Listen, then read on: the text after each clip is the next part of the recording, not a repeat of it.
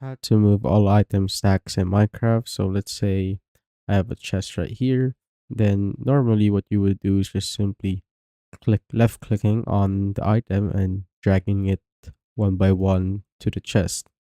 So another thing you could do is hold shift, then click on the left mouse button or the left click on your mouse.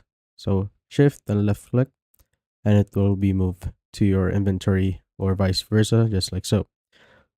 But there's a more faster way in which you will need to get the item. It could be any item, it could be the same item if you want. So just simply left click on it, hold shift, then double click on that item again or the stack that you want to move. So shift, then double click, and as you can see, all of the items of the same stack will be moved.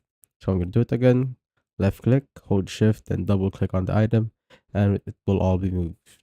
So this can be helpful if you have unorganized inventory or chest. You could basically move them out faster and more efficient.